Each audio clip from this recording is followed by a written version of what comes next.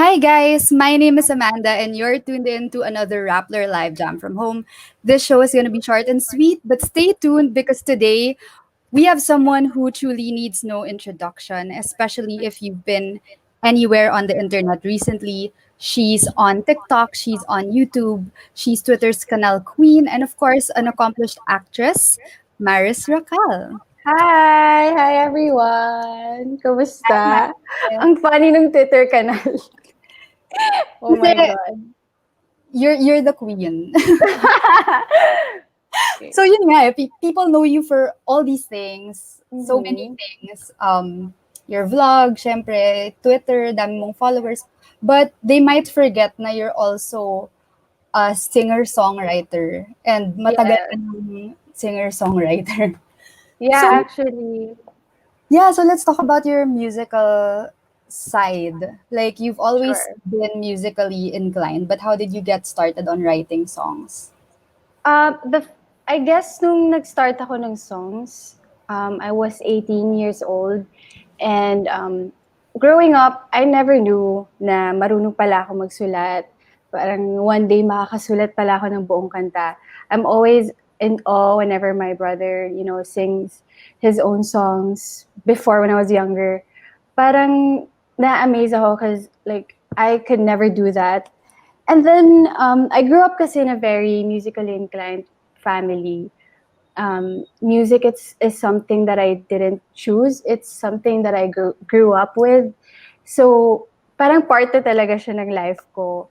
And when I turned 18, parang trip ko lang. Nagsulat lang ako kasi broken-hearted ako at that time. Tapos gabi pa. So, syempre, senti-senti. So, Hmm. yun, nakasulat ako ng song. But I never released it officially. And kinanta ko siya sa mga online, parang online gig ko Yeah. before. And yeah, I guess that's when I started writing na talaga. And then parang nakasulat na ako ng maraming songs. So yun, dun ko na dun ko na siya naging passion. Mm. So you're constantly writing songs talaga. Yes, yes. So yung very first song na sinulat mo, like what's it called? Mahanap pa ba siya ng tao sa internet? Yes, actually, it's everywhere on the internet. Like sa YouTube, mapapanood nila if they type "Take It All Away." Parang ano siya, parang sad song siya kasi heartbroken nga ako noon. Kasi Hmm. feeling ko talaga maguguho na yung mundo ko, ganyan. Oh my So, God. ayun. So ganun ba yung process mo? Like, it starts with an emotion na umaapaw. Yes. And sometimes, ano din, parang I write na din because I treat it like parang it's my job and I need to do it. So parang like, nag-hum na ko. Kaya humming helps me too. But before, and like, kahit ngayon naman, kapag, ang intense talaga ng emotions mo at the moment, writing could really help you. And like most of the time, yun yung nagpapa-force sa akin na magsulat ng song. Hmm. So you mentioned humming, like Mhm. ka lang. So Yeah. nauuna ba yung melody pag Yes. Nauuna yung melody. Kasi for me, like most of my songs, lahat melody yung na nag-start. So, most of my songs, yeah, melody yung nag-start. And then kapag, para sa akin kasi, important yung melody kasi it will, parang, how do I say? Parang, well, like sa lyrics din naman, it's also important, but melody, it's something that it makes the song kind of catchy. Hmm. And, parang inuulit-ulit mo talaga siyang i-play. 'Di ba? Kasi may mga songs naman na, um, may mga songs naman na, wait, sorry. Okay na. May mga songs naman na, parang, parang kahit paulit-ulit yung lyrics, it's, kasi yung melody maganda, inuulit-ulit mo yung pag-play. Kaya ganun, parang melody first talaga ako. Mm. So sabi mo nga, ang dami mo nasusulat since you were 18, ang dami mo na nasusulat na kanta. At what point mo naisip na, okay, I wanna pursue music as a career, na parang gusto ko rin maging singer-songwriter? Um, Siguro it started um, on and off kasi ako noon eh. Kasi I got so busy with, parang hirap din kasi i-maintain yung healthy balance between acting and music. Hmm. So, I think it started 2 years ago na parang game na talaga ako. Because ang dami ko nang nasulat na kanta and hindi pwedeng hindi to maririnig ng mga tao. And then also, it really makes me happy when, I share this song kasi to me, it's like my diary. Parang gusto ko din marinig yun ng mga tao. Kaya ganun. Tas you released an album na before. Yes, yes. Yeah, so yun yung product nung parang yung mga nakabangko mo na songs. Dun. Yes, actually. Um, at that time kasi, nag-pause din ako sa music noon. Kasi, yeah, yun nga, as I said earlier, naging busy ako and all. So, nag-pause talaga ako. But, yun yung mga first few songs na nasulat ko. And then, um, uh, after that, parang marami na din akong songs na nasulat. So, yeah, nag-pause ako for a while. And then, yun, ito na. It's the start of a new chapter. Mm. Bakit mo naisip i-prioritize yung songs mo ngayon? Yung pagiging singer-songwriter mo ngayon at this time? At this time kasi, to me, um, I have more time now. Kasi dati, pre-pandemic pa, parang sunod-sunod talaga yung work. And hindi talaga maiwasan. Like, I can't say no to a project na sobrang ganda din. But now that I have more time for it, like, nung ilang months tayong nag-lockdown, ang dami kong time magsulat. And I also recorded din actually during the pandemic. Kasi, I mean, we're still in the pandemic. But during those times, early months into the pandemic, I was able to record din songs kasi I bought a mic. Wow. Makikita niyo siya later. But I bought a mic and parang sinesend ko lang siya kay Rico Blanco. Siya yung label ko eh. So yeah, Mm-mm. sinesend ko lang sa kanya yung mga melodies, yung Mm-mm. mga songs ganyan. And he produced your latest song, di ba? Yung Not Yes, For Me. Mm-mm. What's it yes. like working with Rico Blanco? It's amazing. Grabe. Like, ang dami kong natutunan sa kanya. Mm. This is not our first song kasi together. Our first song was Abot Langit. It's under Star Pop, sorry. It's under Star Pop. So, dun pa lang grabe, sobrang hindi ko ma-imagine yung kilig ko nun kasi like he's my idol. Parang idol ko talaga siya in terms of music and all. Parang ang ganda niya magsulat. Mm. And actually, dati pa lang, habang nagsusulat ako, like I have a friend na sinasabi ko sa kanya na alam kong friend niya si Rico.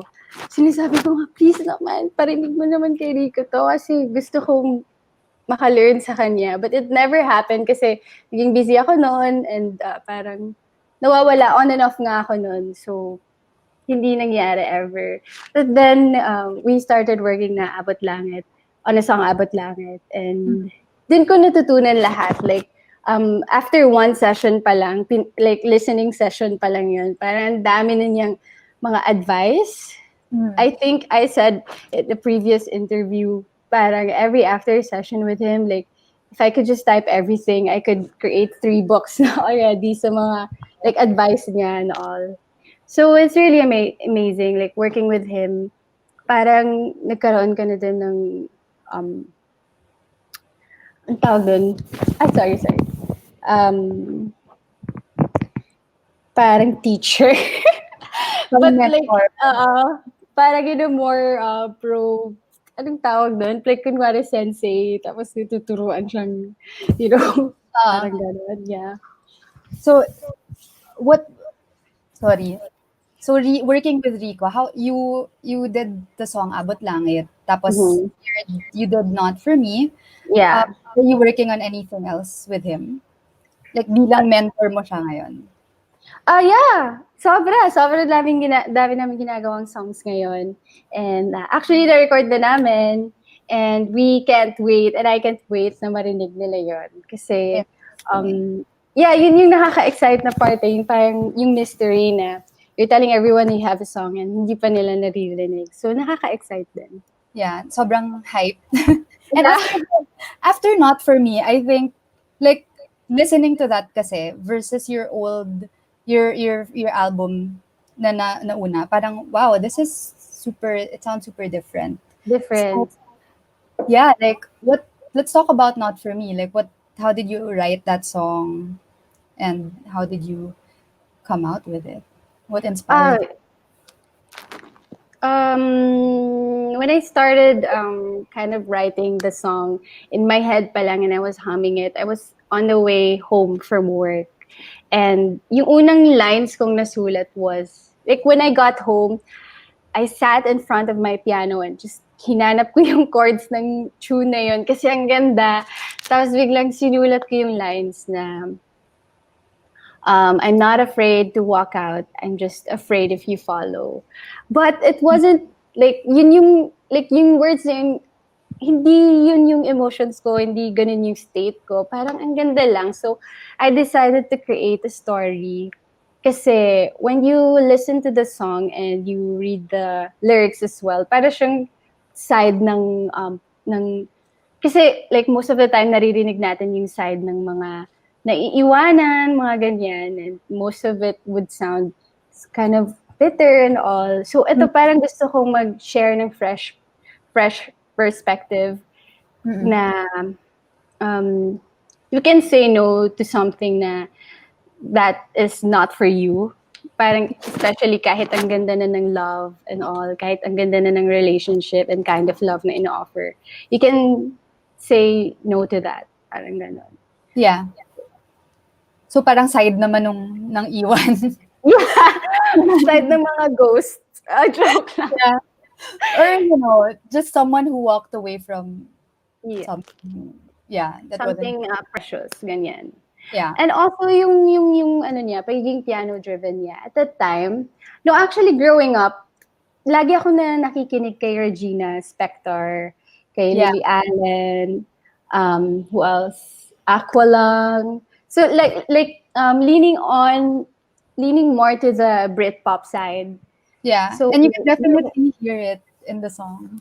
yes, very Britpop nga siya. And um, yung mga yung growing up my younger years talaga, it really helped me um, yung mga playlist ng mga sisters ko, playlist ng mga um, kuya ko, dad ko. So nag-mix lahat ng musical influence sa akin. And then yun, like most of my songs parang may mga ganon. Like I try to write something different kaya para lang may variations, ganon.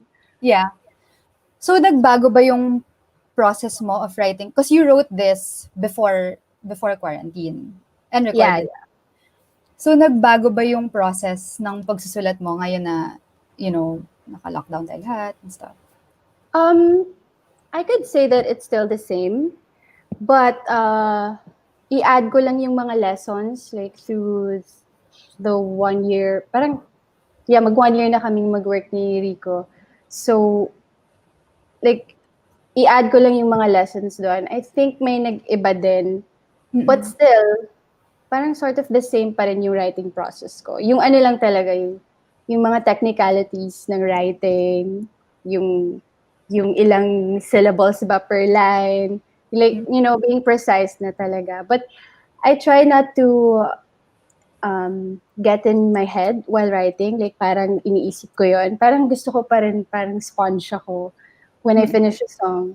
Like gusto ko erase lahat yon and start fresh and feeling ko bata pa rin ako, ganun. So Yeah. nandun pa rin yung innocence. Yeah. So you're currently writing music, continuing to write, Yeah. um, continuing to work with Rico Blanco. Mhm. Parang ano, this seems like it's leading up to something like an album.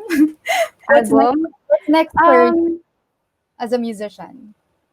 parang I could release an album. Like, there's a possibility. But for now, gusto ko single muna. Mm, Kasi, um, I don't know, parang kinakabahan ako sa thought na may album because, that's a lot of songs mm, in one release. So, hindi ko siguro ma-contain yung self ko, yung pressure and all. But there's a possibility. But for now, like, single muna, single. mm. Till, like, I have 100 songs na, like, in my bank. And Yeah, then I'll release. Ganon. yeah. So, where can people watch out for your music? Obviously, the internet. Yes, wala nang iba but the internet. Like, I'm always online, like Twitter and Instagrams, YouTube. They can find me there. Um, Parang nga sa akin, parang chop suey na yung like social media ko kasi like I promote a lot of things and I do a lot of things then. But it's okay, it's fun and it keeps me sane during the pandemic. But yeah, they can watch out sa mga social media platforms. Yeah, they could follow me there and Yeah. mag-announce lang ako. Does it affect your your creative process na yun nga you're very social media savvy tas ang dami mong I guess input na naririnig din from people. Does it affect your creative process at all? No, actually, kasi no, before it affected me kasi ako kasi very when I write a song, tapos few lines pa lang, gusto ko i-upload, ganun ako, parang, I want them to hear it, I can't wait anymore. So, parang nakaka-affect din, kasi may mga tao ding, very mahilig sa music, so when they listen to a very raw, like, song that I wrote, and then meron na agad silang, so parang, tinatry kong, like, okay, tinatry kong hindi, syempre, I don't wanna get mad because it's my fault too. Why did I upload it? Parang, okay, this is what I get from being too impatient, ganyan. But now, parang, okay naman. Parang, like, nasa-separate ko naman yung pagiging online ko sa pagiging, writer. Yeah. And it is very, I guess we'll hear it in a bit. So I'll wrap up the interview. But when people hear this song, parang it's a different side of you then. So Yes, yes. yeah, it's super interesting. Thank you. Thank you for talking to us, Maris. And It's okay. It's my pleasure then because parang dati pa lang akong gusto mag-release ng songs and, mag-promo and all. So, I'm always looking forward to, talk with other people then. Like you guys. yeah, yay! And it was Thank interesting you. to hear your songwriting process and stuff like that. Thank you. Excited for the future. Guys, stay tuned because she will be performing, not for me, wherever you're watching from. Virtually give it up for Maris Racal. I'm not afraid to walk out, I'm just afraid if you follow. I'm not afraid to fall in love, I'm just afraid if it runs out. Give me another day to think about every word I said. Give me the light to linger on.